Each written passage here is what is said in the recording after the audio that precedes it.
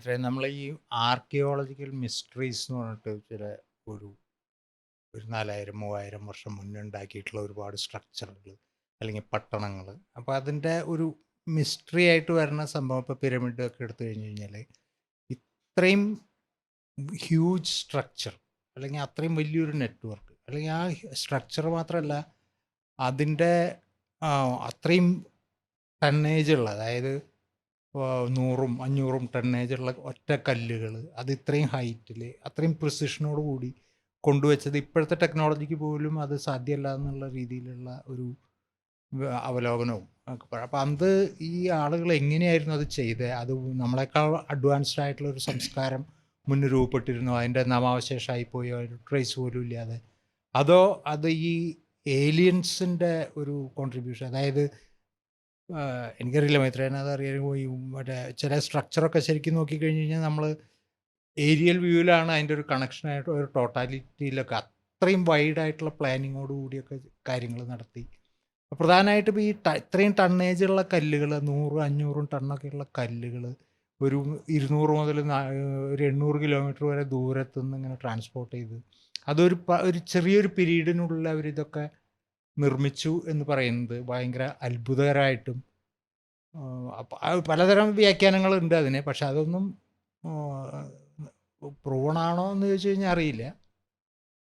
നമുക്കത് മിസ്റ്ററി ആയിട്ട് തന്നെയാണ് തുടരുന്നത് അത്. അപ്പോൾ അത് എങ്ങനെയാണ് നമ്മൾ കൈവിട്ടു ആ ആ ഒരു അഡ്വാൻസ്ഡ് സൊസൈറ്റിയുടെ സ്കില്ലുകൾ, അറിവ്, ഇതൊക്കെ നമുക്ക് കൈമോശം വന്നു പോയോ? എങ്ങനെയാണ് നമ്മൾ ആ മിസ്റ്ററീസിനെ മനസ്സിലാക്കുന്നത്?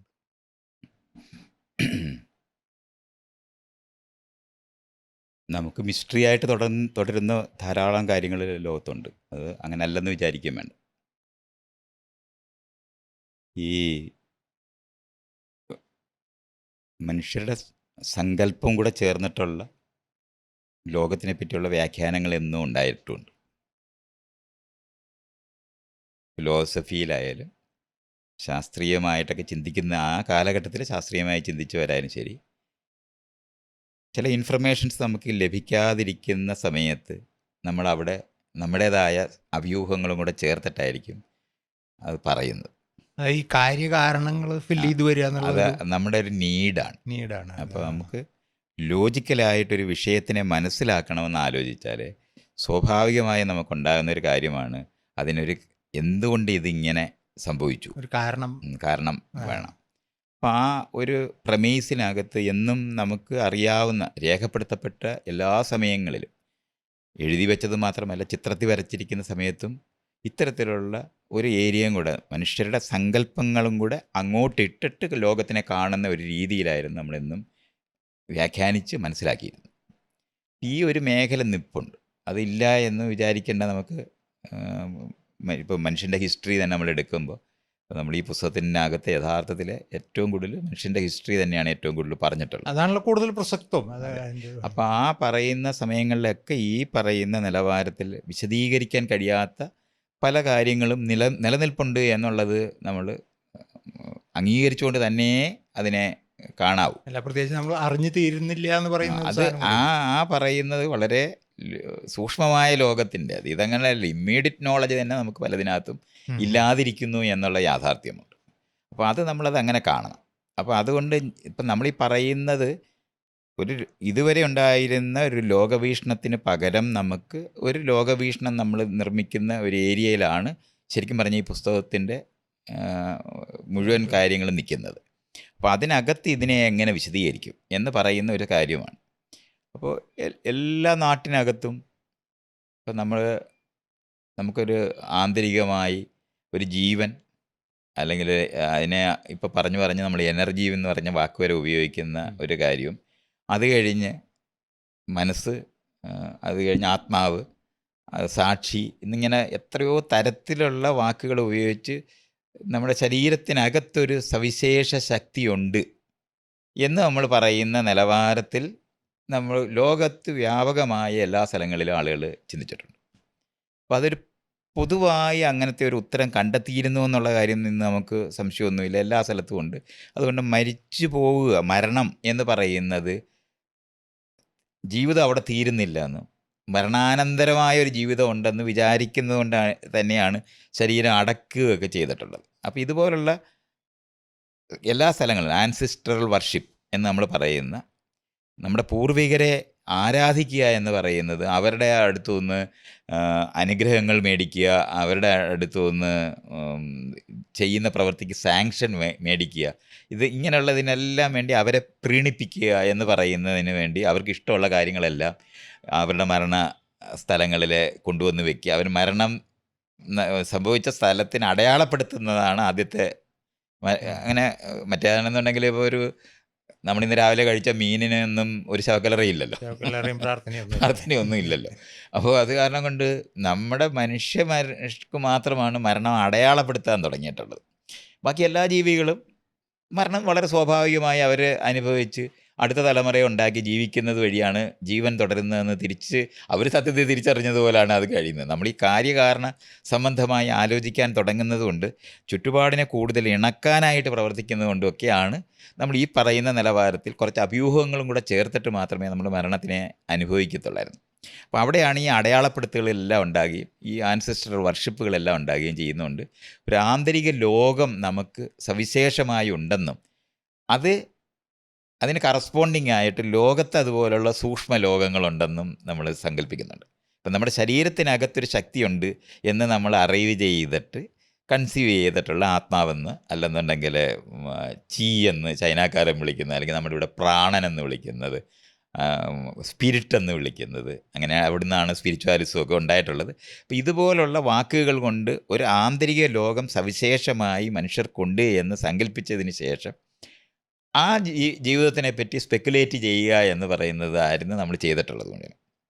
അപ്പം ഇതുപോലെ തന്നെ നമ്മുടെ ശരീരത്തിനകത്തൊരു ജീവൻ ഇരിക്കുന്നത് പോലെ ഈ കാണുന്ന പ്രപഞ്ചത്തിനകത്തൊരു ജീവൻ അതിനകത്തിരിക്കുന്നതായിട്ട് സങ്കല്പിച്ചിട്ടാണ് നമ്മളൊരു വലിയ ശക്തിയെപ്പറ്റി, നമ്മുടെ ശരീരത്തിനകത്തൊരു ശക്തി ഒളിച്ചിരിപ്പുണ്ട്, ഇതുപോലെ ഈ പ്രപഞ്ചത്തിനകത്തൊരു ശക്തി ഒളിച്ചിരിപ്പുണ്ട് എന്ന് കണ്ടിട്ട് ഈ രണ്ട് ശക്തികളും തമ്മിലുള്ള ബന്ധത്തിനെ പറ്റിയാണ് പിന്നെ നമ്മുടെ സകല ഈ പറയുന്ന സ്പിരിച്വൽ ആയിട്ടുള്ള സകല സാധനങ്ങളെയും നമ്മൾ നിർമ്മിച്ചിട്ടുള്ളത്. അങ്ങനെ ഒരു പരമാത്മാവിൻ്റെ ആത്മാവും പരമാത്മാവും അല്ലെങ്കിൽ ജീവാത്മാവ് എന്നൊക്കെ നമ്മൾ ഈ പറയുന്ന കൺസെപ്റ്റ്സ് മുഴുവൻ നമ്മൾ ഉണ്ടാക്കുന്നത് ഒരിക്കൽ നമ്മുടെ ശരീരത്തിനകത്ത് ഒരു സവിശേഷമായ ശക്തി ഒളിച്ചിരിപ്പുണ്ട് എന്ന് കണ്ടെത്തിയാൽ അതിന് സമാനമായിട്ടുള്ള ഇത്തരത്തിലുള്ള സാധനങ്ങൾ നമ്മൾ കണ്ടെത്തി. നേരത്തെ നമ്മൾ പറഞ്ഞു ഈ പ്രാപഞ്ചിക ബോധത്തിന്റെ കണികകൾ എല്ലാത്തിലും ഉണ്ട്. അതെ, നേരത്തെ നമ്മൾ മറ്റേ ശരീരത്തിനെ പറ്റി പറയുന്ന സമയത്ത് തന്നെ കോൺഷ്യസ്നെസ് എന്ന് പറയുന്നതിനെ പറ്റി നമ്മൾ ഡിസ്കസ് ചെയ്യുമ്പോഴും നമ്മൾ ഈ പറയുന്ന പ്രശ്നത്തിനകത്ത് നമ്മൾ ചെന്ന് പെടുമായിരുന്നു, പ്രാപഞ്ചിക ബോധം അതിനകത്ത്. അപ്പം അതിനെ പലതരത്തിൽ നമ്മൾ മനസ്സിലാക്കുന്ന സമയത്ത് എമർജൻറ്റ് പ്രോപ്പർട്ടി എന്ന് നമ്മൾ മനസ്സിലാക്കാതെ എന്ന് പറഞ്ഞാൽ ഉരുത്തിരിഞ്ഞു വരിക അല്ലെങ്കിൽ ആവിർഭവിക്കുക, ഒരു പല കാര്യങ്ങൾ ചേർന്നിരിക്കുമ്പോൾ അതുവരെ അവിടെ ഇല്ലാതിരിക്കുന്നിടത്ത് അതിൽ നിന്ന് ഭിന്നമെന്ന് തോന്നുന്ന നിലവാരത്തിൽ പുതിയ ഒരു അവസ്ഥയിലേക്ക് ആ കാര്യങ്ങൾ മാറിയൊരു പുതിയ റിയാലിറ്റി നമ്മുടെ ലൈഫിനെ അനുഭവിക്കുക എന്ന് പറയുന്നതാണ് നമ്മൾ ഈ എമർജൻസ് കൊണ്ട് ആവിർഭാവം കൊണ്ട് പറഞ്ഞിട്ടുള്ളത്. അപ്പം അതിൻ്റെ സങ്കീർണതകളുടെ വർധനവിനെ പറ്റിയൊക്കെ നമ്മൾ സംസാരിച്ച് കഴിഞ്ഞിട്ടുള്ളതാണ്. ഒരിക്കൽ നമുക്കത് അങ്ങനെ മനസ്സിലായി കഴിഞ്ഞാൽ ഈ പറയുന്ന പോലെ ഒരു എസൻസ് ശരീരത്തിന് ഒരു എന്താണ് അതിൻ്റെ ഒരു സത്ത, അങ്ങനെയാണ് സത്താവാദമൊക്കെ വരുന്നത്. സത്ത് എന്ന് പറഞ്ഞാൽ സത്ത് പോയി എന്നുള്ളതാണ്, നമ്മൾ ചത്തുപോയി എന്നാണ്. ശരീരത്തിനൊരു സത്തുണ്ട്, എസൻസ്, ഒരു സവിശേഷ ചൈതന്യം. അതാ സവിശേഷ ചൈതന്യം എന്ന് പറയുന്നത് ഇതിൻ്റെ എല്ലാം ആകത്തുകയായിട്ടാണ് അതിനെ കാണുന്നത്, അതിൻ്റെ എസൻസ് ആയിട്ട്. അപ്പോൾ എസൻസ് എന്ന് പറയുന്ന കോൺസെപ്റ്റ് നമുക്ക് വരുന്ന കാരണം കൊണ്ടാണ് നമ്മൾ ഫണ്ടമെൻ്റൽ എന്ന് പറയുന്ന ഈ ലോകം മുഴുവൻ ഈ ശരിക്കും പറഞ്ഞാൽ ഫണ്ടമെൻ്റൽ എലിമെൻറ്റ്സ് എന്ന് നമ്മൾ പറയുമ്പോൾ പണ്ട് കാലത്ത് 5 എണ്ണം വെച്ചിട്ടായിരുന്നു പറഞ്ഞുകൊണ്ടിരുന്നത്. യൂറോപ്പിലാണെങ്കിൽ 4 എണ്ണേ ഉണ്ടായിരുന്നുള്ളൂ, നമുക്കാണെങ്കിൽ സ്പേസും കൂടെ ചേർത്തിട്ടായിരുന്നു 5 എണ്ണം ആക്കിയിരുന്നത്. അവിടെയാണ് നമ്മൾ ഇപ്പോൾ ഫണ്ടമെൻ്റൽ എന്ന് പറഞ്ഞ് 118 എണ്ണം വരെ നമുക്കായി ഫണ്ടമെൻ്റൽ. അപ്പോഴത്തേന് ഇത് ഈ ഫണ്ടമെൻ്റൽ പാർട്ടിക്കിൾസ് എന്ന് പറയുന്നത് അതെല്ലാം ഇപ്പോൾ പൊട്ടിച്ച് ഫണ്ടമെൻ്റൽ എന്ന് നമ്മൾ അന്ന് പറഞ്ഞിരുന്ന എലിമെൻസിനെ പറ്റി പറയുന്നിടത്തൊന്നും പാർട്ടിക്കിൾ ഫിസിക്സിനകത്ത് ഈ എലിമെൻസ് ഫണ്ടമെൻ്റൽ അല്ല, കണ്ടു പാർട്ടിക്കിൾസാണ്. അത് പിന്നെ കോർക്കും ഇങ്ങനെയുള്ള സാധനങ്ങളും ടോപ്പ് ഡൗൺ എന്ന് പറഞ്ഞ് നമ്മളിപ്പോൾ പറയുന്ന മുഴുവൻ സാധനം സ്റ്റാൻഡേർഡ് തിയറിക്കകത്ത് വരുന്ന അത് മുഴുവനും കൂടെ ചേർത്തിട്ടാണ് അതാണ് ഫണ്ടമെൻ്റൽ എന്നുള്ള സ്ഥലത്ത്. പക്ഷേ ഇപ്പോഴും നമ്മൾ വിളിക്കുന്ന ഫണ്ടമെൻ്റൽ എലിമെൻറ്റ്സ് എന്ന് തന്നെയാണ്.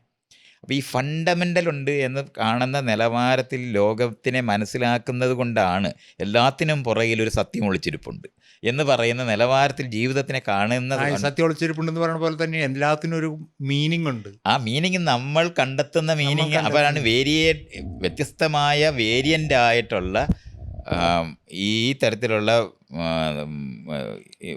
അർത്ഥങ്ങൾ നമ്മൾ കണ്ടെത്തുന്നതാണ് എന്ന് നമ്മൾ പറയുന്നത് മനസ്സിലാക്കാപ്പെടാതെ പോകുമ്പം അത് അവിടെ തന്നെ ഉണ്ട്. നമ്മൾ കണ്ടെത്തിയ മൂല്യങ്ങളെല്ലാം പുറത്ത് ലോകത്തുണ്ട് എന്ന് നമ്മൾ വിചാരിക്കുന്നത്. അങ്ങനെയാണ് ശരി തെറ്റ് ഇതെല്ലാം ഇത് മുഴുവനും കൂടെ ചേർന്നിട്ടാണ് ഈ ലോകത്തിനെ നമ്മൾ എക്സ്പീരിയൻസ് ചെയ്യുന്നത്. നമ്മളുടെ ഒരു ഇടുന്ന സാധനങ്ങളാണ്.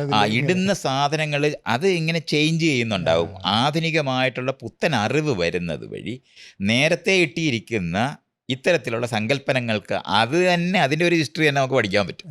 നമ്മളുടെ ഒരു ഇന്റർപ്രിട്ടേഷൻ്റെ സാധ്യതകൾ മാറി മാറി ഗോത്രത്തിനകത്തുണ്ടായിരുന്ന ഒരു ദൈവവും ഗോത്രകാലത്തിന് ശേഷം ഉണ്ടായിരുന്ന ദൈവത്തിനെ പറ്റിയുള്ള സങ്കല്പങ്ങളും ഒക്കെ നമ്മളിങ്ങനെ പരിശോധിച്ച് നോക്കിയാൽ അതിങ്ങനെ മാറി ദൈവം സ്നേഹമാകുന്നെന്ന് പറയുന്നിടത്ത് എത്തുന്നവരെ നമ്മൾ അങ്ങനെ പോകത്തില്ല. അവസാനം ദൈവത്തിനെ നമുക്ക് ഒരു തരത്തിലും ഒരിക്കലും മറ്റേതങ്ങനെയല്ല, വളരെ മൂർത്തമായ വിളിച്ചാൽ വെളിപ്പുറത്തിരുന്ന ദൈവങ്ങളായിരുന്നു ഗോത്രത്തിലുണ്ടായിരുന്നു. നമ്മുടെ കൂടെ നടന്ന് നമുക്ക് വേണ്ടി യുദ്ധം എപ്പോൾ വേണേലും അവതരിച്ച് നമ്മളെ രക്ഷിച്ചുകൊണ്ടിരുന്ന ദൈവത്തിൽ നിന്ന് ഒക്കെ അങ്ങ് പോയിട്ട് ഫിലോസഫിയിലെ ദൈവം എന്നൊക്കെ പറയുന്നത് നമുക്ക് ചിന്തിക്കാൻ പോലും പറ്റാത്ത നിലവാരത്തിൽ അബ്സ്ട്രാക്റ്റായ ദൈവമായിട്ടൊക്കെ മാറും. അപ്പോൾ ഈ ഗ്രോത്ത് നമ്മളിങ്ങനെ പുതിയ അറിവ് വരുന്നത് അതുകൊണ്ടാണ് വളരെ ശക്തി എന്ന് പറയുന്നത് ഇന്ന് നമ്മൾ എനർജി എന്നുള്ള കൺസെപ്റ്റൊക്കെ വെക്കുന്നത് ഫിസിക്സിൻ്റെ കണ്ടെത്തലുകളായിട്ട് ബന്ധപ്പെട്ട് നിൽക്കുന്ന സാധനങ്ങളാണ് അവിടോട്ട് പോകുന്നത്. അപ്പോൾ ഈ നിലവാരത്തിലുള്ള ഒരു ഷിഫ്റ്റ് ഇതിനകത്ത് എല്ലാം സംഭവിച്ചിട്ടുണ്ട്. അപ്പോൾ ആദ്യകാലത്ത് നമ്മൾ ലോകങ്ങൾ, പലതരത്തിലെ ലോകങ്ങൾ, നമ്മുടെ ലോകം പോലെ തന്നെ സൂക്ഷ്മ ലോകങ്ങളുണ്ടെന്ന് വിചാരിക്കുമ്പോൾ നമ്മൾ ഈ പറയുന്ന പാർട്ടിക്കിൾ ഫിസിക്സിൻ്റെ ലോകങ്ങളോ ഒന്നുമല്ല. ശരിക്കും നമ്മളെപ്പോലെ തന്നെ വികാരങ്ങളുള്ള മറ്റ് ജീവികൾ ഈ ലോകത്ത് നമ്മൾ ഇപ്പം ഇന്ത്യക്കാരനാണെങ്കിൽ ഗന്ധർവനും ദേവനും രാക്ഷസനും എന്നൊക്കെ പറയുന്ന തരത്തിലുള്ള സാധനങ്ങൾ മുഴുവൻ ഉണ്ടാവും. അതേസമയത്ത് മിഡിൽ ഈസ്റ്റിലോട്ട് ചെന്ന് കഴിഞ്ഞാൽ ജിന്നും അത് മലക്കും ഒക്കെ പറഞ്ഞിട്ട് ഇങ്ങനെ ഏഞ്ചൽസ്, ഇത് അങ്ങനെ അങ്ങോട്ട് അത്തരത്തിലുള്ള ഒരു വേർഷൻ തന്നെയാവും ഏലിയൻസ് എന്നൊക്കെ പറഞ്ഞു. അതിന്റെ ഒരു വേർഷൻ തന്നെ എന്നല്ല ഞാൻ ആ പറഞ്ഞ സാധനം ഇയാൾ കാണാതെ പോയോണ്ട് അയാൾ അങ്ങനെ അത് പറയുന്നത്. ഞാനീ പറയുന്നത് നമുക്ക് ഭൂമിയിൽ നിന്ന് പുറത്തേക്ക് നമ്മൾ ഇറങ്ങി യാത്ര ചെയ്യാൻ പറ്റുമെന്ന് മനസ്സിലാകുന്ന നിമിഷം തൊട്ടാണ് ഈ ദേവന്മാരെ മുഴുവൻ റീപ്ലേസ് ചെയ്തിട്ട് ഏലിയൻസ് പ്രത്യക്ഷപ്പെടുന്നത്. അതാണ് അതിൻ്റെ ഇത് നമ്മൾ എങ്ങനെയാണ് ശക്തിയായിട്ടിരുന്ന ശരീരത്തിൻ്റെ അകത്ത് ഒളിച്ചിരിക്കുന്ന ശക്തിക്ക് പകരം ഇന്ന് നമ്മൾ എനർജി എന്ന് വിളിക്കുന്നത് പോലെ വൈബ് എന്നൊക്കെയുള്ള വാക്ക് ഉപയോഗിക്കുന്ന പോലെ തന്നെയാണ് ഈ ഗന്ധർവന്മാരെല്ലാവരുമാണ് ഇന്ന് ഏലിയൻസ് ആയിട്ട് മാറിയിട്ടുള്ളത്. ലോകത്തിനെ പറ്റിയുള്ള സൂക്ഷ്മ അറിവുകൾ മനുഷ്യർക്ക് വരുന്ന അനുസരിച്ചിട്ട് നമ്മുടെ അറിയാത്ത മേഖലയിലുള്ള ഇഗ്നോറൻസിന് പുത്തൻ രൂപങ്ങൾ ഇതിനനുസൃതമായി മാറും. നമ്മളുടെ അറിവും സാഹചര്യങ്ങളും അനുസരിച്ച് ദൈവത്തിനെ ഓരോ സമയത്ത് ആ ദൈവത്തിനെ പഠിച്ചാൽ ഒരു ദൈവത്തിനെ എടുത്ത് നമ്മൾ പഠിക്കുവാണെങ്കിൽ ഏത് കാലത്ത് ആരുണ്ടാക്കിയെന്ന് കാണാൻ പറ്റും. ആ ദൈവത്തിന്റെ സ്വഭാവം അനുസരിച്ച് ആ ദൈവത്തിനെ ഇത് ഇന്നവരല്ലാതെ ഈ ദൈവത്തിനെ ഉണ്ടാക്കത്തില്ല എന്ന് നമുക്ക് കാണാൻ പറ്റും. നമ്മുടെ നാട്ടിനകത്ത് ഈ പാമ്പിനെ ആരാധിക്കുകയൊക്കെ ചെയ്യുന്നതൊക്കെ ഏത് കാലത്താണെന്ന് നമുക്ക് നോക്കിയാൽ നമുക്ക് ഇങ്ങനെ കാണാൻ പറ്റും. ഇത് അപ്പം മനുഷ്യരുടെ ചുറ്റുപാടും അവർക്ക് ലോകത്തിനെ എത്രത്തോളം മനസ്സിലാക്കുന്നോ ആ മനസ്സിലാക്കുന്ന അനുസരിച്ച് തന്നെയാണ് അവരുടെ സങ്കല്പങ്ങളും ഒരുപോലെ തന്നെ മാറും. ആ മാറുന്ന അനുസരിച്ചിട്ടാണ് ലോകത്തിനെ പറ്റിയുള്ള അവരുടെ ധാരണകൾ. അപ്പോൾ എന്നും ഒരിക്കലും അറിഞ്ഞു തീരാത്തൊരു പ്രപഞ്ചമായത് കാരണം കൊണ്ട് അറിഞ്ഞുകൂടാത്തിടത്തേക്ക് ഈ തരത്തിലുള്ള വലിയ വലിയ വലിയ വലിയ സങ്കല്പങ്ങൾ അവിടെ കൊണ്ടുപോയി പ്രതിഷ്ഠിക്കും. ഇത് നമ്മൾ കൃത്യമായിട്ട് മനസ്സിലാക്കേണ്ടതുണ്ട്. ഈ ഏരിയയ്ക്കകത്തുള്ള ഒരു ഡെവലപ്മെൻറ്റ് ഭാഗമായിട്ടാണ് ജീവിതത്തിനെ മനസ്സിലാക്കുകയും കാണുകയും ചെയ്യുന്നത്. അപ്പം ഓരോ തവണയും ഈ ഇൻ്റർപ്രറ്റേഷൻ നമ്മൾക്ക് വിശദീകരിക്കാൻ കഴിയാതിരിക്കുന്ന കാര്യങ്ങൾക്ക് പുതിയ അറിവിൻ്റെ വെളിച്ചത്തിൽ പുത്തൻ വ്യാഖ്യാനങ്ങൾ. അതുകൊണ്ടാണ് എന്നും ബൈബിളും ഖുറാനും ഭഗവത്ഗീതയും ഒക്കെ വ്യാഖ്യാനിച്ചുകൊണ്ടേയിരിക്കും. ഈ വ്യാഖ്യാനം മുഴുവനും പുതിയ അറിവിൻ്റെ വെളിച്ചത്തിൽ അതിനെ വീണ്ടും വ്യാഖ്യാനം അങ്ങോട്ട് ആദ്യം ഇടും. അതിനെ പ്രസക്താക്കണമെങ്കിൽ നമ്മുടെ പുതിയ അറിവുകൾ ഈ അങ്ങോട്ടിടും. എന്നിട്ട് പിന്നെ അവിടെ കുഴിച്ചെടുത്തിട്ട് ഖനിയിൽ സാധനങ്ങൾ കണ്ടെത്തുന്ന പോലെ ഖുറാനകത്തുനിന്നും ബൈബിളിനകത്തുനിന്നും കിട്ടിയെന്ന് പറയുന്ന പോലത്തെ പരിപാടിയാണ്. അങ്ങനെ കണ്ടെത്തുകയാണ് ചെയ്യുന്നത്. അപ്പം ഇത് നമ്മളാണ് അറിയേണ്ടത്. ഇങ്ങനത്തെ ഒരു സങ്കല്പന ഉണ്ട്. അപ്പോൾ ഓരോ തവണയും വിശദീകരിക്കാൻ കഴിയാതിരിക്കുന്ന ഒരു പ്രശ്നത്തിനെ പുത്തൻ അറിവുകളുടെ വെളിച്ചത്തിൽ പുതിയ വിശദീകരണങ്ങൾ വ്യാഖ്യാനങ്ങൾ ഉണ്ടാക്കി ഇങ്ങനെ കൊടുത്താണ് നമ്മൾ ഈ ലോകത്തിനെ മനസ്സിലാക്കി. അങ്ങനെയാണ് നമുക്ക് സമാധാനം വരുവുള്ളൂ.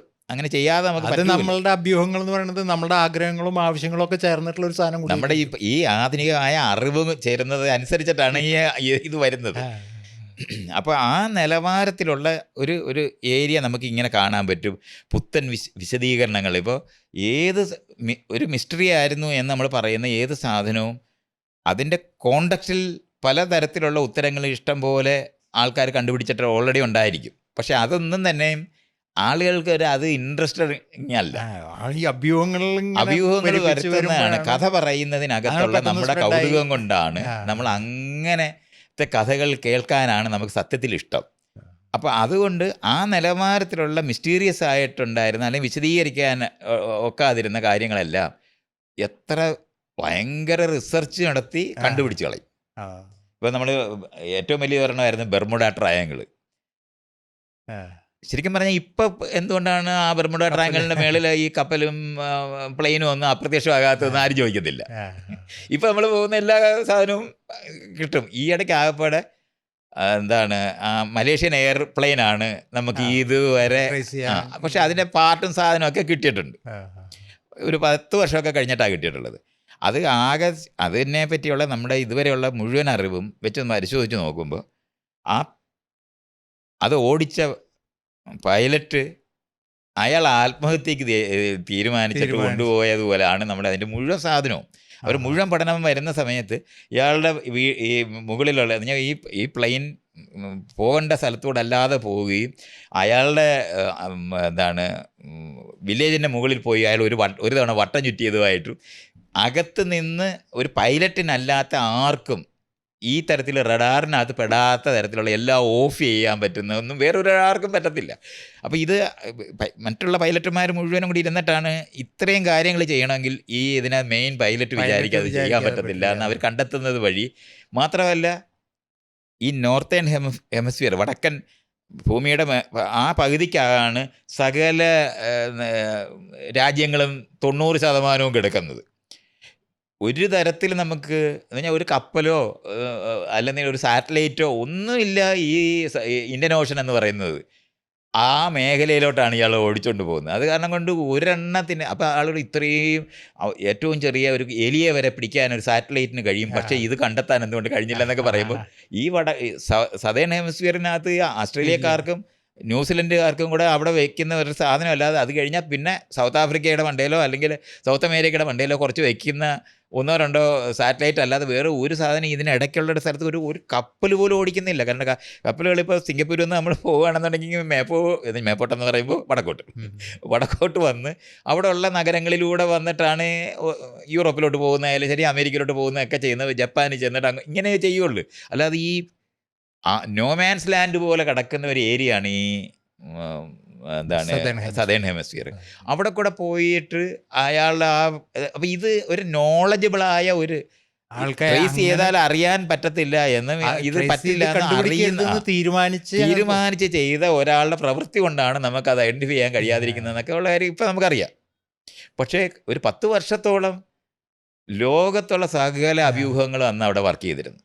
ഡീഗോ ഗാർഷ്യയിൽ അമേരിക്കക്കാർ കൊണ്ടുപോയി ഇറക്കി അവർ ചൈനക്കാരായ സയൻറ്റിസ്റ്റുകൾ മാത്രമായിരുന്നു അതിനകത്ത് ഉണ്ടായിരുന്നതെന്ന് അവരെ മുഴുവൻ കൊന്നുകളയാൻ വേണ്ടിയാണ് ഇത് പ്ലാൻ എന്തെല്ലാം ഗൂഢാലോചന സാധനങ്ങൾ അന്ന് മനുഷ്യർ പറഞ്ഞിരുന്നതെന്നറിയാം. അപ്പം നമ്മളെല്ലാവരും ഒരു പരിശോധന കാരണം നമുക്ക് ഉത്തരം പറയാൻ പറ്റാതിരിക്കുന്ന കാരണം കൊണ്ട് ഇത്രയും വലിയ ഒരു വികസിച്ച കാലഘട്ടത്തിനകത്ത് എന്തുകൊണ്ട് ഇത് നമുക്ക് കാണാൻ പറ്റുന്നില്ലെന്നുള്ളത് ഇതുപോലൊരു വലിയൊരു പ്രശ്നമായിരുന്നു. അപ്പോൾ ഈ ടൈമിനെ പറ്റിയുള്ളതും സ്പേസിനെ പറ്റിയുള്ളതും വേറെ ഡയമെൻഷനെ പറ്റിയുള്ളതും ഒക്കെ ഉള്ള സങ്കല്പങ്ങൾ നിൽക്കുന്നതാണ്. നമുക്ക് വെരിഫൈ ചെയ്യാൻ ഒരു മെക്കാനിസം ഇല്ലാതിരുന്ന സമയങ്ങളിൽ പറഞ്ഞിരുന്ന ഇപ്പം ബെർമുഡ ട്രയാങ്കിളിനെ പറ്റി പറയുമ്പോൾ കുറേ കപ്പലും കുറേ പ്ലെയിനും കാണാതെ പോയി എന്ന് പറയുന്ന ഒന്നും തമ്മിലൊന്നും ഒരു ഇതുമില്ല. പക്ഷേ ഈ ട്രയാങ്കിള് വരുന്നത് തന്നെ അങ്ങനെയാണ്. കാരണം ഒരു സ്പോട്ട് പറയാൻ പറ്റത്തില്ല, കുറേ ഏരിയ ഉണ്ട്. അതിനാണ് ബെർമുഡ ട്രയാങ്കിൾ. കാരണം ആ പ്രദേശത്ത് കുഴപ്പമാണ് എന്ന് പറയുന്നതിന് വേണ്ടിയാണ് എന്തുമാത്രം പുസ്തകങ്ങൾ അതിൻ്റെ മേളിൽ എഴുതിയിട്ടുണ്ടെന്നറിയാം. അപ്പം അത് വായിച്ചു കഴിഞ്ഞാൽ അങ്ങ് സത്യമാണെന്ന് തോന്നുന്ന നിലവാരത്തിലാണ്. കാരണം അതിനു വേണ്ടി ഫിസിക്സും കെമിസ്ട്രിയും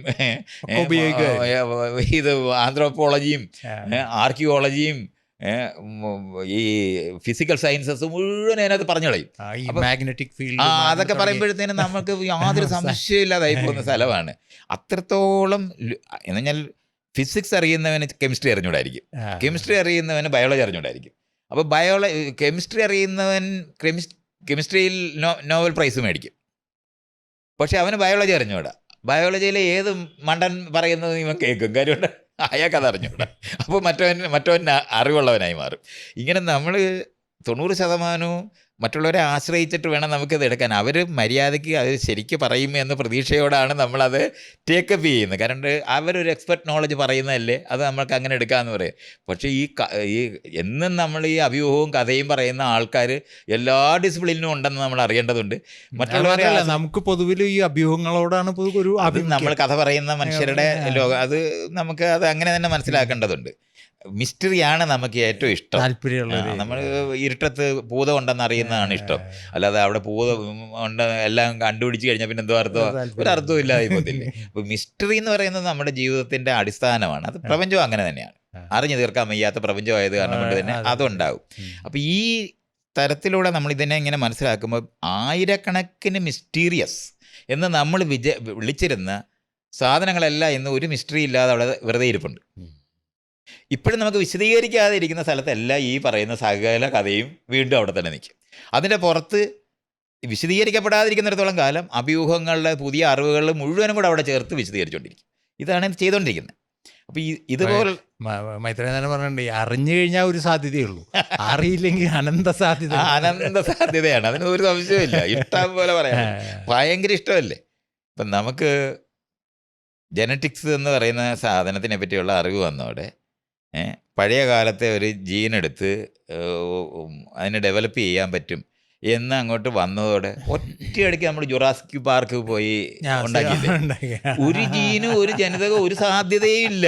പക്ഷേ ഈ ഒരു നമുക്ക് പരമാവധി ചിന്തിച്ചാൽ അല്ലെങ്കിൽ ചെയ്യാൻ പറ്റുമെന്ന് വിചാരിക്കുന്നത് തന്നെ ഒരു മാമത്തിൻ്റെ ലെവലിലോ അല്ലെന്നുണ്ടെങ്കിൽ, എന്ന് പറഞ്ഞാൽ ഈ ഒരു 10,000 വർഷത്തിനകത്തുള്ള കഥയ്ക്കകത്ത് ഇത് കോടിക്കണക്കിന് അപ്പുറത്തുള്ള അതിനെ എടുത്ത് വെച്ചിട്ട് ഇന്ന് നമുക്ക് ജുറാസിക് പാർക്ക് എന്ന് പറയുന്നതിനകത്ത് ഡൈനസോറസ് ഇല്ലാത്ത ഒരു തമാശ പോലും ഇന്ന് ലോകത്തിൽ അത്ര കോമൺ ആയിപ്പോയി. അത്രയും ആളുകൾ ലോകം മുഴുവൻ സംശയമില്ല. ഇരുട്ടത്ത് കണിശമായിട്ടും ഈ പാർട്ടികൾ ഇത് ഇരിക്കും, വെള്ളത്തിനടിയിലൊക്കെ ഈ ഡൈനോസോറസ് ഒക്കെ നടക്കുമെന്നൊക്കെ ഉള്ളവരത് ഒരു സംശയമില്ലാതായി പോയിട്ടുണ്ട്. അതുകൊണ്ട് നമ്മൾക്ക് ഈ കാലയളവിനെ പറ്റിയുള്ളൊരു ധാരണയില്ല.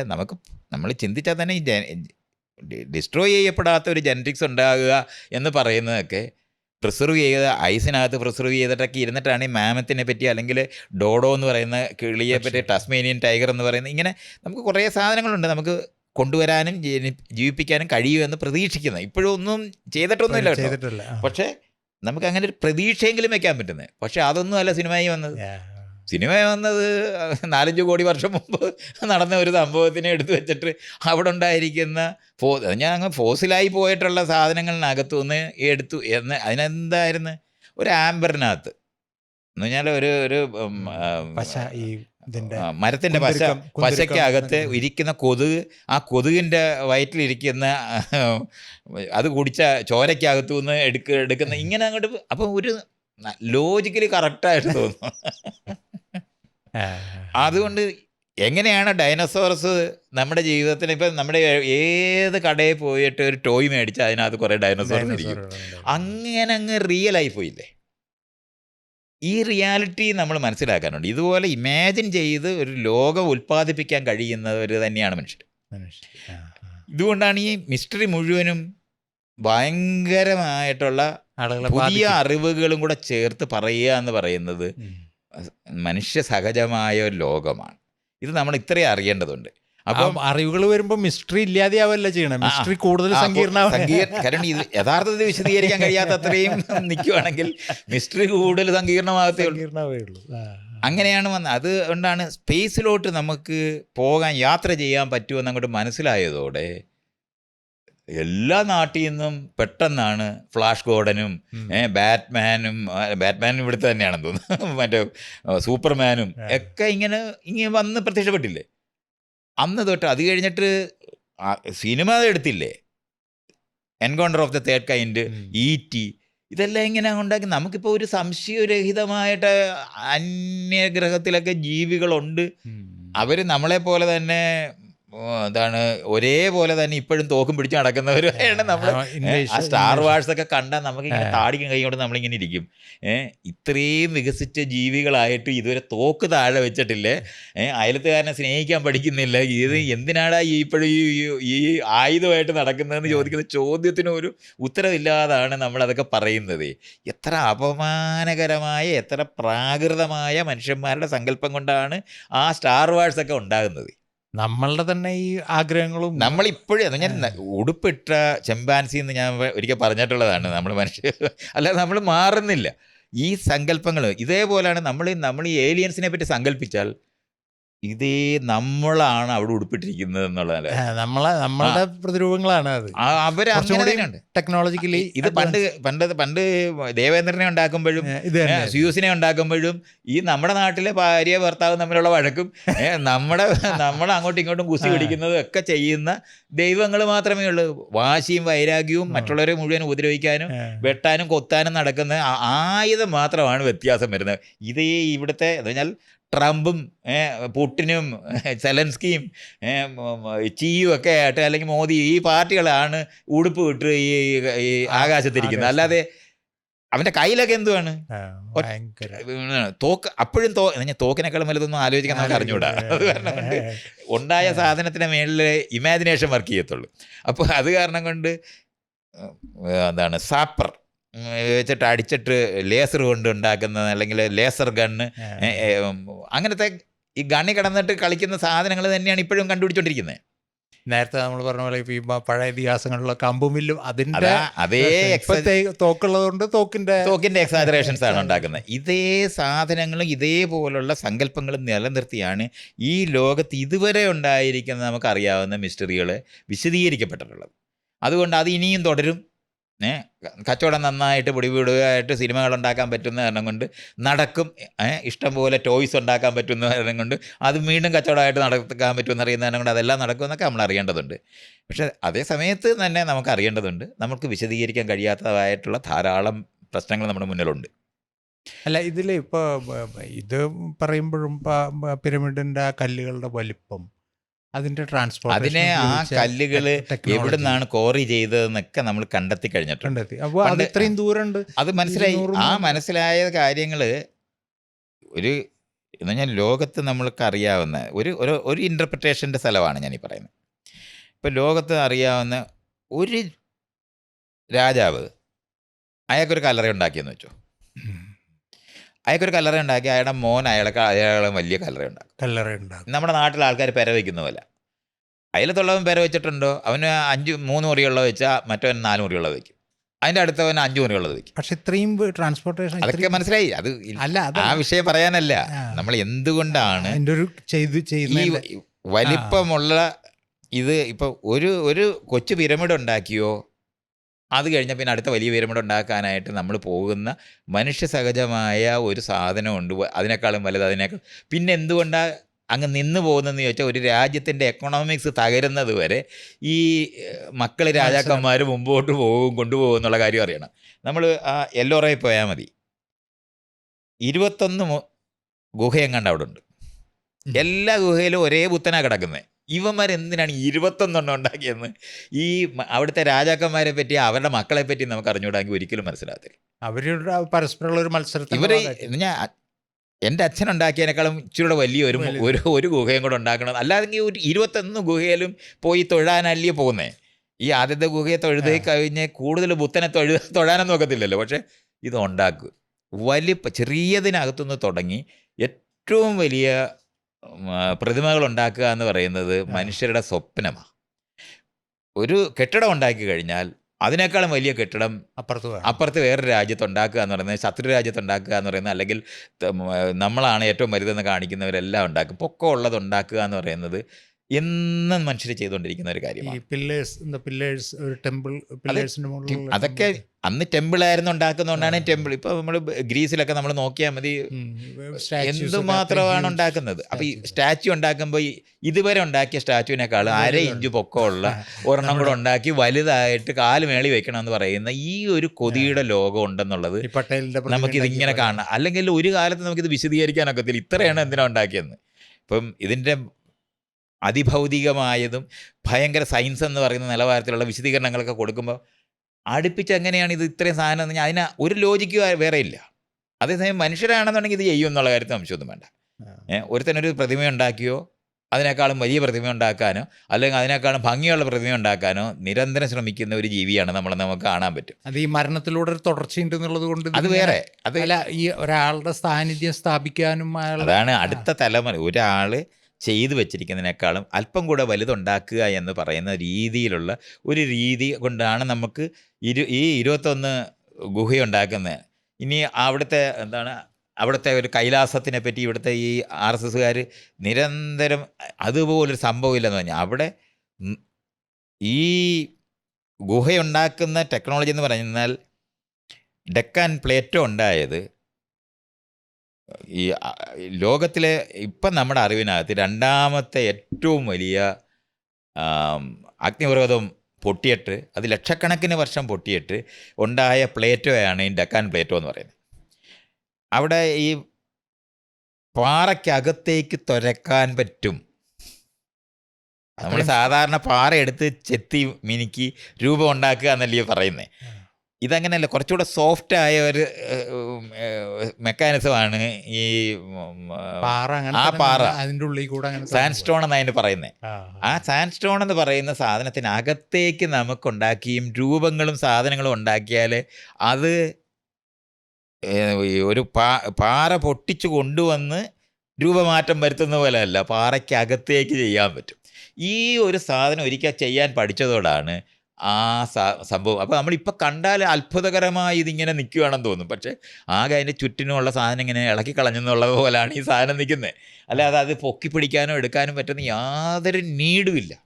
സാൻഡ്സ്റ്റോണുമായിട്ട് ബന്ധപ്പെട്ടുണ്ടായ ഒരു വലിയ സ്ട്രക്ചറാണ് നമ്മൾ ഈ പറയുന്ന കൈലാസം എന്നൊക്കെ പറയും. അപ്പം ആൾക്കാർക്ക് എപ്പോഴും കൈലാസം എന്ന് പറഞ്ഞാൽ ഉടനെ ടിബറ്റിലുള്ള കൈലാസമാണെന്ന് വിചാരിച്ചിട്ട് ഇത് രണ്ടും കൂടെ കൺഫ്യൂസ്ഡ് ആയിട്ട് സംസാരിക്കുകയും ചെയ്യും.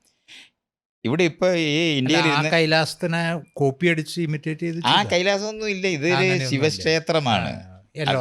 എല്ലോറയിലുള്ള അത് അതിന്റെ തൊട്ടപ്പുറത്ത് അതുപോലത്തെ ഇഷ്ടം പോലെ ക്ഷേത്രങ്ങളുണ്ടെന്നുള്ള കാര്യം നമ്മൾ അറിയേണ്ടതുണ്ട്. അജന്ത എല്ലോറ കേവ്സ് എന്ന് പറയുന്നത് അതിൻ്റെ അകത്ത് ഒരെണ്ണമാണത്.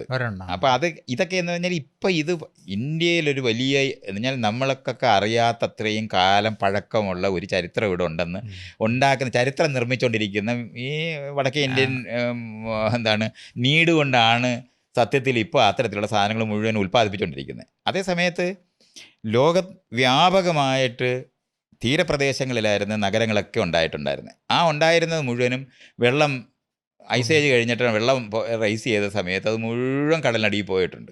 ആ കടലടിയുകൊണ്ട് കടലിനെ ലോകത്ത് എവിടെ പോയാലും കോണ്ടിനെൻ്റൽ ഷെൽഫിൻ്റെ അവിടെ കടലിൽ പരിശോധിച്ച് നോക്കിയാൽ വലിയ നഗരങ്ങൾ വെള്ളത്തിൽ കിടക്കുന്ന കാണാൻ പറ്റും. അപ്പോൾ ഇതുപോലുള്ള സംഭവങ്ങൾ അന്റാർട്ടിക്കിന്റെ കീഴിൽ എന്തോ വലിയ അന്റാർട്ടിക്കിന്റെ കീഴിൽ അങ്ങനെ എന്തോ ഒരു വലിയ ഐസ് പാളിയുടെ കീഴിൽ ഇങ്ങനെ ഭയങ്കര തടാകങ്ങളും അതും ഇതൊക്കെ ഉണ്ട്. അല്ല, ഐസ് പാളിയുടെ താഴെ ഉള്ള തടാകം എന്ന് പറയുന്നത് മണ്ണിനടിയിലൊന്നുമല്ല, ഐസിന്റെ അകത്തുള്ള തടാകങ്ങളാ. അത് യഥാർത്ഥത്തിലുള്ളതാണ്. അത് പക്ഷെ മനുഷ്യൻ ഉണ്ടാക്കിയതൊന്നുമല്ല, അത് ഉള്ളതാണ്. അവിടെ മൈക്രോബ്സ് ഉണ്ടെന്ന് കണ്ടുപിടിച്ചു. അത് നമ്മൾ നേരത്തെ ഈ വിഷയം നേരത്തെ പറഞ്ഞതാണ്. നമ്മൾ മൈക്രോബ്സ് അവിടെ ഉണ്ട് എന്ന് കണ്ടെത്തുന്ന കാലാവസ്ഥയിൽ ഏത് സാഹചര്യങ്ങളിലും സർവേ ചെയ്യുമെന്ന് പറയുന്നത് അതൊക്കെ നമുക്ക്. പക്ഷേ ഈ പിരമിഡിന്റെ ഇതിൽ ഇതിന്റെ ട്രാൻസ്പോർട്ടേഷന്റെ ടെക്നോളജി അല്ല, അതിനെ പറ്റിയൊക്കെ ഇഷ്ടംപോലെ റിസർച്ചും സാധനങ്ങളും ക്വാറി കണ്ടുപിടിച്ചു എന്നുള്ളത് കൊണ്ട് തന്നെ ട്രാൻസ്പോർട്ടേഷൻ്റെ മെക്കാനിസങ്ങൾ മാത്രം എന്ന് പറഞ്ഞാൽ 100-200 വർഷമൊക്കെ എടുത്തിട്ടാണ് ചിലതൊക്കെ ചെയ്തിട്ടുള്ളത്. തുടങ്ങിയ സാധനങ്ങളൊക്കെ അത് പലതരത്തിലുള്ള ട്രാൻസ്പോർട്ട് ചെയ്ത് കൊണ്ടുവന്ന മെക്കാനിസം മാത്രമാണ്. അത് വർഷങ്ങളെടുത്ത് ചെയ്യുന്ന ഒരു സാധനമായത് കാരണം കൊണ്ട് മനുഷ്യരുടെ നമുക്ക് സാധാരണഗതി മനുഷ്യർ ചെയ്യത്തില്ലെന്ന് വിചാരിക്കുന്ന കാര്യങ്ങൾ ചെയ്യാൻ പറ്റും. എത്രയും സമയം കൊണ്ട്. ആ സമയം ട്രാൻസ്പോർട്ടേഷൻ, പിന്നെ അത് അതിന്റെ പ്രിസിഷൻ, അതെല്ലാം ഞാനിതൊന്നും നമ്മൾ മനസ്സിലായി എന്നല്ല മനസ്സിലാവാ. പക്ഷെ അതും ഈ അത്ഭുതങ്ങള് മാത്തമെറ്റിക്സ് മനുഷ്യർ കണ്ടുപിടിച്ച ആ സമയം തൊട്ട് അസാധാരണമായ ഒത്തിരി കാര്യങ്ങൾ നമ്മൾ ചെയ്തിട്ടുണ്ട്. ഇത്രയും നമ്മൾ അറിയേണ്ടതുണ്ട് മാത്തമെറ്റിക്സ് എന്ന് പറയുന്നത്. അപ്പോൾ മാത്തമെറ്റിക്സ് ഏതെങ്കിലും ഒരിടത്ത് മനുഷ്യർ ആദ്യമായിട്ട് കണ്ടുപിടിക്കുക മാത്രമല്ല, പല സമൂഹങ്ങളിലും കണ്ടുപിടിച്ചിട്ടുണ്ട്. അപ്പോൾ കണ്ടുപിടിക്കാൻ തുടങ്ങിയതോടെ കണക്ക് പ്രകാരം എന്ത് ചെയ്യാൻ, അപ്പോൾ ഇപ്പുറത്തെ ഒരു വെയിറ്റ് വെച്ചാൽ മറ്റേത് പൊക്കാൻ പറ്റുമെന്ന് പറയുന്നത് ഈ ലിവറിൻ്റെ സിസ്റ്റങ്ങൾ, ഇങ്ങനെയുള്ള സാധനങ്ങളൊക്കെ വരികയും ഈ പുള്ളികൾ കണ്ടുപിടിക്കുക, ഇതുപോലുള്ള മെക്കാനിസങ്ങൾ അങ്ങ് പെട്ടെന്നാണ് മാത്തമെറ്റിക്സിൻ്റെ ലോകം ഓപ്പൺ ചെയ്ത് കിട്ടുന്ന സമയത്ത്. ഏത് സമൂഹത്തിനകത്ത് മാത്തമെറ്റിക്സ് ഓപ്പൺ ചെയ്തിട്ടുണ്ടോ അതും വളരെ മിസ്റ്റീരിയസ് ആയ ലോകത്തിൻ്റെ എന്ന് പറഞ്ഞാൽ പ്രപഞ്ചത്തിനൊരു ഭാഷയുണ്ടെങ്കിൽ അത് മാത്തമാറ്റിക്സ് ആണ് എന്ന് നമ്മൾ കാണുന്നിടത്ത് എത്തിപ്പോയിട്ടുണ്ട്. അപ്പോൾ നമ്മൾ ഈ ഇപ്പം ചെടികൾ രണ്ട് വശത്തേക്ക് ഇലകൾ വരിക, 4 വശത്തേക്ക് ഇലകൾ വരിക എന്ന് പറയുന്ന മാത്തമാറ്റിക് എന്ന് പറഞ്ഞാൽ ഈ ആകർഷണശക്തി നിൽക്കുന്ന സ്ഥലങ്ങളിലെ ഇലകളുടെ വിന്യാസം മാത്തമാറ്റിക്കൽ സീരീസിന്റെ ഫിബൊനാച്ചി സീരീസ്. അത് തന്നെ ആ ഫിബൊനാച്ചി സീരീസിനെ പറ്റിയാണ് സത്യത്തിലെ ഏറ്റവും കൂടുതൽ പ്രപഞ്ചത്തിനകത്ത് ഒരു വലിയ മാസ്റ്റർ മൈൻഡ് ഉണ്ടെന്ന് കണ്ടെത്തുന്നതിന് ഇത് മുഴുവൻ ഉപയോഗിച്ചിട്ടുണ്ട്. അപ്പോൾ അതൊക്കെ എങ്ങനെയാണ് സംഭവിക്കുന്നതെന്നുള്ളത് ഈ തരത്തിലുള്ള അലൈൻമെൻറ്റുകൾ ഉണ്ടാകുമ്പോൾ നമ്മൾ നേരത്തെ പറഞ്ഞില്ല, എമർജൻസസ് എന്ന് പറയുന്ന പോലുള്ള മേഖലകൾ ഇഷ്ടം പോലെ ഉണ്ടായിരുന്നുള്ളതിന് സംശയമൊന്നും നമുക്ക് വേണ്ട. നമുക്ക് അതിനകത്ത് കൺഫ്യൂഷനും ഇല്ല. അങ്ങനെ എന്തുകൊണ്ടാണ് അതങ്ങനെ വരുന്നതെന്ന് പറഞ്ഞാൽ ഇതേ ഒരു പ്രശ്നം, ജീവിതത്തിൻ്റെ പ്രശ്നങ്ങൾ പരിഹരിക്കുന്നതിന് ആയിരക്കണക്കിന് പരിഹാരങ്ങൾ ജീവൻ കണ്ടുപിടിച്ചിട്ടുണ്ടെന്നുള്ളതാണ് പലതരത്തിലെ പരിഹാരങ്ങളുണ്ടെന്നുള്ളതാണ്. സാധ്യതകൾ അനന്തമാണ്. അതെ, ആ സാധ്യതകൾ അനന്തമായിരിക്കുന്ന കാരണം കൊണ്ട് തന്നെ വ്യത്യസ്തതകളായ അലൈൻമെൻറ്റുകൾ ഉണ്ടാക്കിയാണ് ഇതെല്ലാം ചെയ്തിട്ടുള്ളത്. അപ്പോൾ സർക്കിൾ രൂപപ്പെടുന്നതും ചതുരങ്ങൾ രൂപപ്പെടുക എന്നൊക്കെ പറയുന്നത് വളരെ സ്വാഭാവികമായിട്ട് തന്നെ ഉണ്ടാകുന്ന ഒത്തിരി മെക്കാനിസങ്ങൾ ലോകത്തുണ്ട്. കാറ്റടിച്ചിട്ടുണ്ടാകുന്ന വേവ്സ്, ഈ മണ്ണിനകത്തുണ്ടാകുന്ന വേവ്സിന് എത്ര പാറ്റേൺസ്, അതും നമുക്ക് ഇമാജിൻ ചെയ്യാൻ പറ്റാത്ത നിലവാരത്തിൽ സിമെട്രിക് ആയിട്ടുള്ള പാറ്റേൺസ് ഒക്കെ ഉണ്ടാകും. അത് കണ്ടിട്ട് ആരാണ്ട് കുത്തിയിരുന്നുണ്ടാക്കിയതുപോലെ തോന്നിപ്പോവും. അപ്പോൾ ഇങ്ങനെ വരുന്ന ഒരു ലോകം കൂടെ ആണ് നമ്മുടേത്. നമ്മുടെ ഈ അഭ്യൂഹങ്ങളുടെ കാര്യം പറഞ്ഞാൽ ഈ പാറ്റേൺസ് എന്ന് പറഞ്ഞപ്പോഴാണ് ഈ പാറ്റേൺ എന്തിലും പാറ്റേൺ ആരോപിക്കുക എന്നുള്ളത് അത് മനുഷ്യരുടെ ഒരു സവിശേഷത.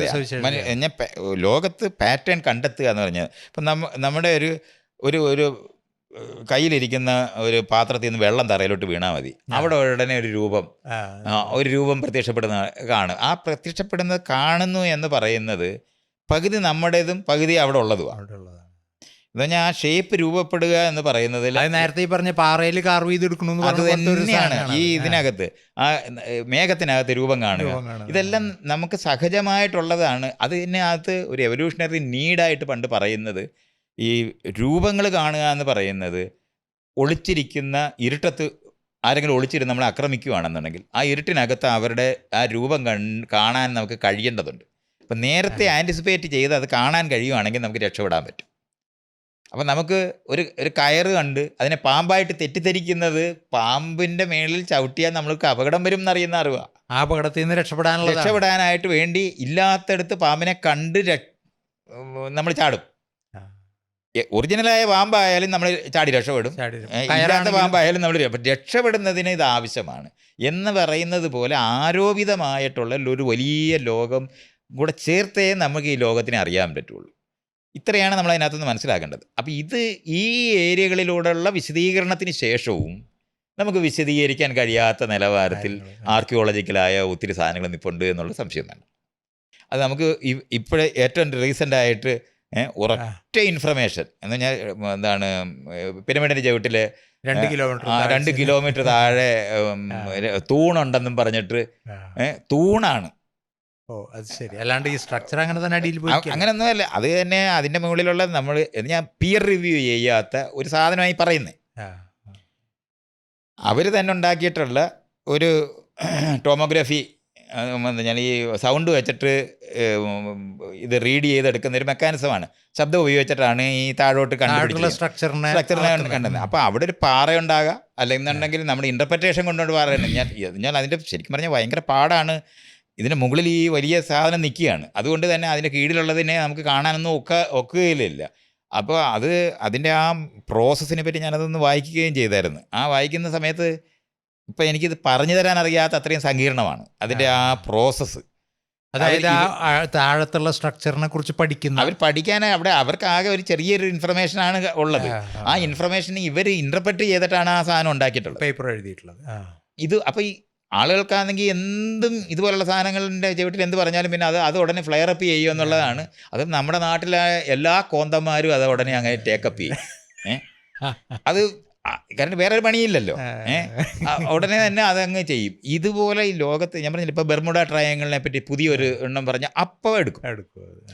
അതേ സമയത്ത് നമുക്ക് ലോകത്ത് ഇപ്പം ഭൂമി എന്ന് പറയുന്നത് ഒരു ഉരുണ്ട ഇരിക്കുന്ന രൂപത്തിനകത്ത് എല്ലായിടത്തും ഒരുപോലെ ആകർഷണശക്തി നിൽക്കണം എന്ന് പറയുമ്പോൾ ആകർഷണശക്തി വീക്കായിട്ടുള്ള ഒത്തിരി സ്പോട്ടുകൾ നമ്മൾ കണ്ടെത്തിയിട്ടുണ്ട്. അത് പ്രത്യേകിച്ചും ആ സൗത്ത് അമേരിക്കയുടെ മുകളിൽ വലിയ ഒരു പ്രദേശത്ത് അനോമലി എന്നാണ് പറയുന്നത്. എന്തുകൊണ്ടാണെന്നുള്ളത് നമുക്കിപ്പോൾ അറിഞ്ഞൂടാ. കാരണം ഭൂമിക്കുള്ളിലുള്ള സ്ട്രക്ചേഴ്സിന് അകത്തുള്ള ഈ കാര്യങ്ങൾ, ഈ ഭൂമി എന്ന് പറയുമ്പോൾ ഇവർ ഈ 2 കിലോമീറ്റർ ആഴം എന്ന് പറയുമ്പോൾ നമ്മൾ അവിടെയൊക്കെ എന്തിനാണ് അത്തരത്തിലുള്ള ഒരു ഇൻ്റലിജൻ്റ് ആയ ഒരു സാധനം എന്തിനാണ് അതിൻ്റെ ചവിട്ടിലേക്ക് താഴോട്ട് പോകേണ്ടോ, ഒളിച്ചിരിക്കേണ്ട ആവശ്യം എന്തിനാണെന്നുള്ളത്.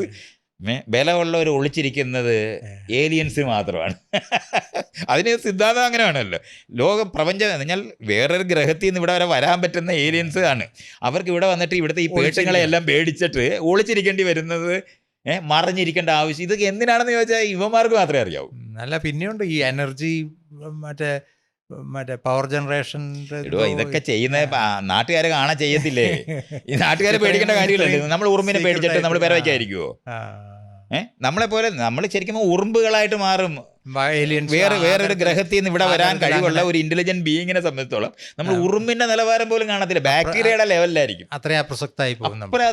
അപ്പോഴും നമ്മളെ ആരും അറിയാതെ ഇതിനകത്ത് ഈ പ്രപഞ്ചത്തിൽ ഒളിച്ചിരിക്കണമെന്ന് ആലോചിക്കണമെങ്കിൽ അസാമാന്യമായ വിവരക്കേട് ഉണ്ടെങ്കിലേ പറ്റൂ. അത് വെച്ചിട്ട് അങ്ങനെ കാച്ചിക്കൊണ്ടിരിക്കും.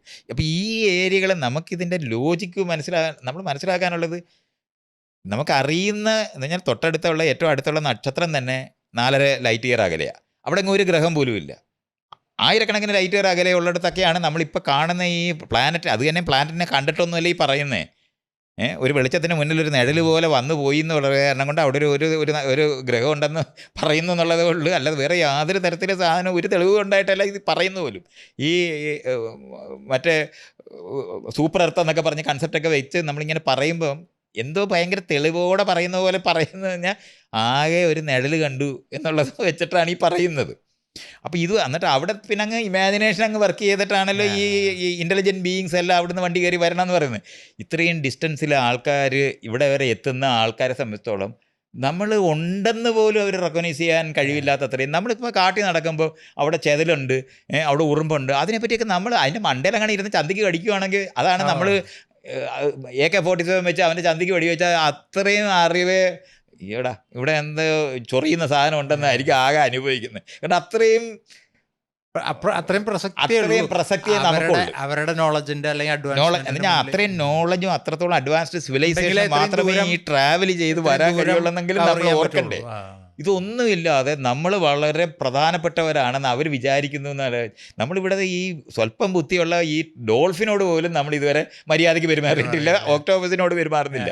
അപ്പോഴാണ് നമ്മൾ ഈ പറയുന്ന അവർ ഇതൊക്കെ ഇങ്ങനെ ആൾക്കാർക്ക് അങ്ങ് ഇമാജിൻ ചെയ്യാൻ പറ്റുന്നുണ്ട്. പിന്നെ മാത്രമല്ല പറയാനേ പറ്റുള്ളൂ. നമ്മൾ ഈ പഴയ കാലത്തെ ആളുകൾ വളരെ അഡ്വാൻസ്ഡ് ആയിരുന്നു, അല്ലെങ്കിൽ അവർ ഭയങ്കര അറിവുള്ളവരായിരുന്നു, അല്ലെങ്കിൽ ആകെ എന്ന് പറഞ്ഞാൽ ഇതുവരെ നമുക്ക് ആൾക്കാർക്ക് പറയാവുന്ന ഒരു സാധനമാണ് നമുക്ക് ഇത് വിശദീകരിക്കാൻ കഴിയാത്ത കുറച്ച് ആർക്കിയോളജിക്കലായിട്ടുള്ള സാധനങ്ങൾ നമ്മൾ കണ്ടുപിടിച്ചിട്ടുണ്ട്. ആ കണ്ടുപിടിച്ചിട്ടുണ്ട് എന്ന് പറയുന്ന സാധനങ്ങളെ വിശദീകരിക്കാനായിട്ട് ഈ ഐസ് ഏജ് തീരുന്ന 10,000 ഇയേഴ്സിന് മുമ്പ് അതിൻ്റെ ഐസ് ഏജിൻ്റെ മാക്സിമം നിന്നിരുന്ന ആ ടൈമിൽ ഒരു വികസിച്ച സമൂഹം ഉണ്ടായിരുന്നു എന്ന് സങ്കല്പിക്കുകയും അവർ ഈ ഐസ് ഏജ് പീക്ക് ചെയ്ത സമയത്ത് അവർക്ക് സർവേ ചെയ്യാൻ കഴിയാതെ കഴിഞ്ഞ് വികസിച്ച സമൂഹത്തിനാണ് പലപ്പോഴും സർവേ ചെയ്യാൻ കഴിയാതെ പോകും. കരുതുകൊണ്ട് അവരുടെ സാങ്കേതിക വിദ്യയുടെ മികവ് കൊണ്ട് ആ മികവിനകത്ത് ആശ്രയിച്ച് ജീവിക്കുന്നവരായിട്ട് മാറുന്നതുകൊണ്ട് സബ്സിസ്റ്റൻസ് ലെവലിൽ ജീവിക്കാൻ കഴിയാതിരിക്കുന്ന തരത്തിൽ നമ്മൾ മാറിപ്പോവും. അതിപ്പോൾ ഭൂമിയിൽ ഇപ്പോൾ ഒരു 5 ഡിഗ്രി സെൻറ്റിഗ്രേഡ് പെട്ടെന്ന് കൂടുകയാണെന്ന് വെച്ചോ, നമ്മളെപ്പോലുള്ള എല്ലാ സങ്കീർണ ജീവികളും ചത്തുപോകും, ജീവിക്കാനേ പറ്റത്തില്ല. അതേസമയത്ത് ബാക്ടീരിയയും ബാക്കിയുള്ള സകല ജീവികളും ജീവിക്കും. കാരണം അവർക്ക് ഈ പറയുന്ന വളരെ തീവ്രമായിട്ടുള്ള എക്സ്ട്രീം ഓഫ് ഫയൽസ് എന്ന് വിളിക്കപ്പെടുന്ന തരത്തിലുള്ള വോൾക്കനോയുടെ അരികിലൊക്കെ ജീവിക്കാൻ കഴിവുള്ളവരായിട്ട് നിൽക്കുന്ന ഇഷ്ടംപോലെ ജീവികളുണ്ട്.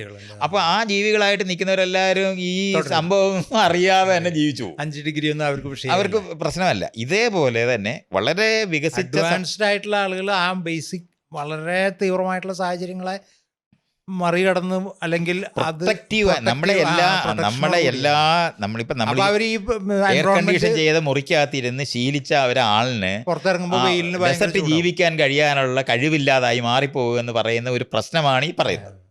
ഇത് നമ്മൾ അറിയേണ്ടതുണ്ട്. ഇപ്പൊ കാട്ടിക്കഴിഞ്ഞിരുന്ന മനുഷ്യർ എന്ന് നമ്മൾ പറയുന്ന, നമ്മൾ ഇന്ന് ഹണ്ടർ ഗ്യാദറേഴ്സ് ആണെന്ന് വിളിക്കുന്നവർ സബ്സിസ്റ്റൻസ് ലെവലിൽ ജീവിക്കുന്ന കാരണം കൊണ്ട് അവർക്ക് വളരെ ചൂട് കൂടിയും വളരെ തണുപ്പുമായ ഒരു സന്ദർഭത്തിലും അവരെങ്ങനെങ്കിലും സർവൈവ് ചെയ്യുന്നതിന് കഴിയും. പക്ഷേ നമ്മളെ സംബന്ധിച്ചോളം കടയിൽ പോയി സാധനം മേടിക്കാൻ പറ്റുന്ന കാര്യത്തിൽ ഇലക്ട്രിസിറ്റി സിസ്റ്റം എല്ലാം നമുക്ക് വേണം, നമ്മൾ സർവൈവ് ചെയ്യണമെന്നുണ്ടെങ്കിൽ. ഇതിനൊരു ഫെയിലിയർ ഉണ്ടായിക്കഴിഞ്ഞാൽ പെട്ടെന്ന് ഇല്ലാതായി പോകാനായിട്ട് പോകും. നമ്മൾ ഈ ഉണ്ടാക്കി വെച്ചിരിക്കുന്ന ഈ സ്ട്രക്ചേഴ്സൊക്കെ ഇവിടെ ഇങ്ങനെ കടന്നു പോവുകയും അത് കഴിഞ്ഞിട്ട് ഈ കാട്ടിൽ സബ്സിസ്റ്റൻസ് ലെവലിൽ കഴിയുന്നവർ പതുക്കെ മൈഗ്രേറ്റ് ചെയ്ത് ഇവിടെ വരുമ്പോൾ കാണാൻ ഈ കെട്ടിടമൊക്കെ എന്തിനാണെന്ന് മനസ്സിലാക്കാതിരിക്കുന്നത് പോലെ ഇന്ന് നമ്മൾ കാണുന്നതാണ് ഈ പിരമിഡെന്നും ഈ പറയുന്ന സാധനങ്ങളൊക്കെ അങ്ങനെയാണെന്ന് പറയുന്ന ഒരു തിയറിയുണ്ട്.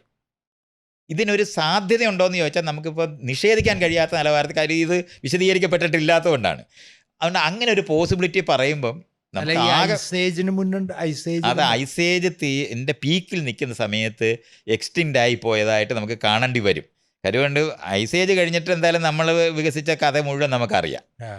അപ്പോൾ അതിനു മുമ്പ് ഗുഹകളിൽ കഴിഞ്ഞിരുന്ന മനുഷ്യരായിട്ട് ഹോമോസാപ്പിയൻസോ നിയാൻഡർതാൽസോ കഴിഞ്ഞുകൊണ്ടിരിക്കുന്ന സമയത്ത് സമാന്തരമായി വളരെ വികസിച്ച ഒരു സമൂഹം ഇവിടെ ഉണ്ടായിരുന്നു എന്നുള്ള ആർഗ്യുമെൻ്റാണ് ഇവർ വെക്കുന്നത്. ഏലിയൻസ് അല്ല, മനുഷ്യവർഗം തന്നെ. മനുഷ്യവർഗത്തിനകത്ത് ഇപ്പം നമ്മൾ പെട്ടെന്ന് നമുക്ക് ഇവിടെ ഒരു ക്ലൈമറ്റ് ചേഞ്ച് ഉണ്ടാക്കുകയാണെന്നുണ്ടെങ്കിൽ നമ്മളെപ്പോലെ നഗരവാസികളായിരിക്കുന്നവർ മുഴുവനും പെട്ടെന്ന് ഇല്ലാതായി പോവാം.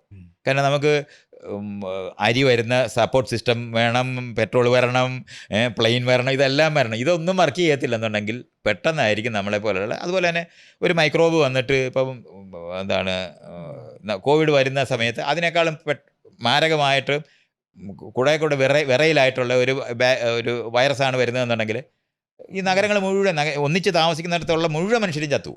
അപ്പോൾ ഈ ഒറ്റയ്ക്കും തെറ്റയ്ക്കും അവിടെ ഇവിടെയും കാട്ടിൽ കഴിയുന്ന ആൾക്കാർ സർവൈവ് ചെയ്യും. കാരണം അവർ നമ്മളുമായിട്ട് കണക്ഷൻ ഇല്ലാത്തതുകൊണ്ടാണ്. ആ കണക്റ്റഡ് അല്ലാതിരിക്കുന്ന ആൾക്കാർ സർവൈവ് ചെയ്യും. നമ്മളോടൊപ്പം എന്ന് പറഞ്ഞാൽ ഹോസ്റ്റ് ചത്തു പോകുന്നതിനോടൊപ്പം ഈ ഇൻഫെക്റ്റ് ചെയ്ത ബാക്ടീരിയയും പോവും.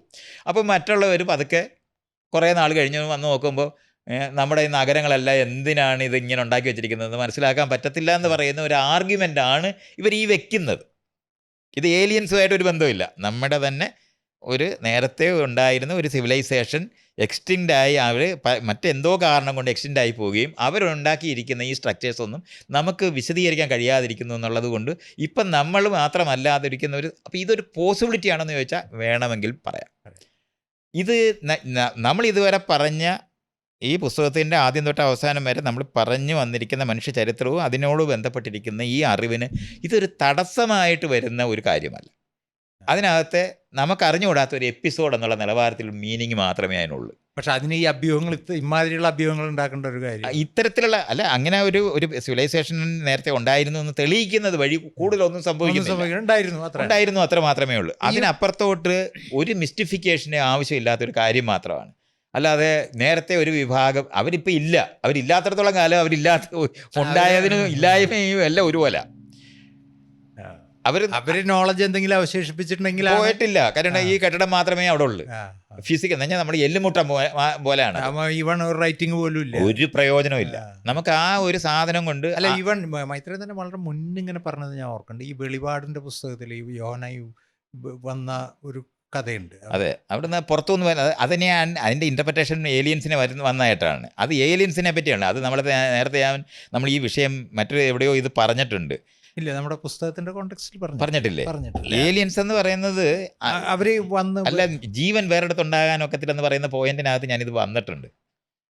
ജീവനെ പറ്റി പറയുമ്പോഴേ ഇവിടെ ഭൂമിയിൽ ജീവൻ ഉണ്ടായിട്ട് 2 തവണ എന്തുകൊണ്ട് ജീവൻ ഉണ്ടായില്ല, ഒറ്റ ജീവനേ ഉണ്ടായിട്ടുള്ളൂ എന്നുള്ളത് നമ്മൾ പറയുമ്പോൾ ഈ ഒരു പോസിബിലിറ്റി പ്രപഞ്ചത്തിൽ എവിടെയെങ്കിലും ഉണ്ടാകുകയാണെങ്കിൽ നമ്മൾ പറഞ്ഞ് ഇത്രയും സങ്കീർണമായിട്ടുള്ള ജീവൻ ഉണ്ടാകുക എന്ന് പറയുന്നത് അനന്ത സാധ്യതയുള്ള പ്രപഞ്ചമായതുകൊണ്ട് ആവർത്തനമില്ലാത്ത പ്രപഞ്ചത്തിനകത്ത് ഇതുപോലുള്ള ഒരു ഇൻ്റലിജൻസ് തന്നെ ഉണ്ടാകാനൊക്കത്തില്ല. അല്ല അത് പറഞ്ഞിട്ടുണ്ട്. അതുകൊണ്ടാണ് അപ്പോൾ ഏലിയൻസ് വരുന്നതിനെ പറ്റി നമ്മൾ വിശദീകരിക്കേണ്ട വരാതെ പോകുന്നത്. അതുകൊണ്ടാണ് എന്തുകൊണ്ട് ഞാൻ ആകാശത്തേക്ക് നോക്കിയിരിക്കുന്നില്ല എന്ന് പറഞ്ഞിരിക്കുന്ന പോയിന്റുമായിട്ട് ബന്ധപ്പെട്ടാണ് ആ ഏരിയ നിൽക്കുന്നത്. പണ്ടാണെങ്കിൽ നമ്മൾ നോക്കിയിരുന്നവരും നമുക്ക് ഈ തരത്തിലുള്ള ഇൻഫർമേഷൻസ് ഉണ്ടാകുന്നതുകൊണ്ട് നമുക്കൊരു സംശയമില്ലാതെ പറഞ്ഞിരുന്ന കാര്യങ്ങളാണ്. ഈ ആകാശത്ത് നോക്കിയിരുന്ന ഇത്രയും ഗ്രഹങ്ങളുണ്ടെന്ന് കണ്ടുപിടിച്ചുകൊണ്ടിരിക്കുന്നവർ ഈ സുനിത വില്യംസ് ഇതിനെ എന്താണ് ഗണേശനെ കൊണ്ട് പോകുന്ന പോലെ ഒരു തെറ്റായ ജീവനെ പറ്റിയുള്ള തെറ്റായ ധാരണ കൊണ്ടാണ് ആകാശത്ത് നോക്കിയിരിക്കുന്നത്. ഒരിക്കലും ഏലിയനും വരത്തില്ല. അത് എനിക്ക് അങ്ങനെ പറയുമ്പോൾ ഇങ്ങനെ വാശിക്ക് പറയരുതെന്ന് പറയല്ലോ, സയൻറ്റിസ്റ്റുകൾ അങ്ങനെ പറയരുത് എന്ന് പറയുമ്പോൾ ഭൂമി എന്തായാലും ഇനി പരക്കത്തില്ല എന്ന് നല്ല ശക്തിയോടെ പറയാൻ പറ്റും. ഉരുണ്ട് തന്നെ ഇരിക്കും എന്ന് പറയുന്ന പോലെ അറിയുന്ന അറിവുകളത്. കാരണം ലോകത്തെ ജീവനെ പറ്റിയുള്ള നമ്മുടെ അറിവ് കൊണ്ടാണ് അത് പറയാൻ പറ്റുന്നത്. ഇത് ഇങ്ങനെ പോസിബിൾ അല്ല, എല്ലാ സാധ്യതകളും ഉണ്ട്, അനന്ത സാധ്യതകളുണ്ടെന്ന് പറഞ്ഞാൽ ഇഷ്ടമുള്ളതുപോലെ പെരുമാറാൻ അപ്പോഴും പ്രപഞ്ചത്തിന് പറ്റത്തില്ല. അത് നമ്മൾ മനസ്സിലാക്കണം. എന്തും സാധ്യമല്ല, എന്തും സാധ്യതയല്ല. സാധ്യതകൾ അനന്തമാണ്. പക്ഷെ ഒരിക്കൽ ഇവിടെ നിന്ന് തുടങ്ങി പോയാൽ പിന്നെ അതിനനുസരിച്ച് മാത്രമേ അങ്ങോട്ട് പോകത്തുള്ളൂ എന്ന് പറയുന്നത് പോലുള്ള അനന്ത സാധ്യതകളാണ്. അത് അത്രയും നമ്മൾ അറിയണം. നമ്മൾ കൈ പുറകോട്ട് മടക്കാൻ പറ്റത്തില്ല എന്ന് അറിയുന്ന പോലെ വേറൊരു ജീവിക്ക് പുറകോട്ട് മടക്കുന്ന കൈയൊക്കെ ഉണ്ടാക്കാൻ പറ്റും, നമുക്ക് പറ്റത്തില്ല എന്ന് നമ്മൾ അറിയണം. ഈ രണ്ട് പോസിബിലിറ്റി പഴം എടുക്കാൻ വേറെ ഒരുപാട് സാധ്യതകൾ വേറെ. അതിനുവേണ്ടി നമുക്ക് ഇവിടുന്ന് വെടി വെച്ചിട്ട് ഇങ്ങോട്ട് വലിച്ചെടുക്കുന്ന ചൂണ്ട കണ്ടുപിടിക്കുന്ന പോലെയൊക്കെ ഉള്ള സാധനങ്ങളൊക്കെ നമുക്ക് കണ്ടുപിടിക്കാം. പക്ഷെ കൈ ഇപ്പം നമ്മൾക്ക് ഇനി കൈ റീപ്ലേസ് ചെയ്യുന്ന സാധനങ്ങൾ ഉണ്ടാക്കാൻ പറ്റും. അല്ല, എല്ലാ തരത്തിലുള്ള കൈ. പക്ഷെ അപ്പോഴും നമ്മുടെ കൈയല്ല, അത് നമ്മൾ ഉണ്ടാക്കി മേടിച്ച് ഫിറ്റ് ചെയ്താലേ പറ്റത്തുള്ളൂ. ഉള്ള കൈ കളഞ്ഞു വേണം അത് ചെയ്യാൻ. അപ്പം ഇതുപോലുള്ള പോസിബിലിറ്റീസേ ഉള്ളു. അപ്പോൾ ഒരിക്കൽ തുടങ്ങിയ ഏരിയക്കകത്ത് ആ ഒരു ഇതിലേ പോകാൻ പറ്റുള്ളൂ, അങ്ങനെ പറ്റുള്ളൂ. തുടക്കം നമുക്ക് തരുന്ന സാധ്യതകളെ നമുക്ക് അതാണ്. ദൈവം വിചാരിച്ചാൽ ഇഷ്ടം പോലെ ചെയ്യാനൊക്കെ പറ്റത്തില്ല. ഇഷ്ടം പോലെ ചെയ്യാൻ പറ്റത്തില്ല. ഇത് നമ്മൾ അങ്ങനെ മനസ്സിലാക്കി. രാജാവിന്റെ കേസിൽ ഇതുപോലെ രാജാവായിരുന്നു കഴിഞ്ഞാൽ അയാൾക്ക് കഴിയുന്ന കുറെ കാര്യങ്ങളുണ്ട്. പക്ഷെ രാജാവായിരുന്നു കഴിഞ്ഞാൽ അബ്സല്യൂട്ട് പവർ ആണെന്നൊക്കെ നമ്മൾ തോന്നും. പക്ഷെ അങ്ങനൊന്നും ഇല്ല, അങ്ങനെയല്ല.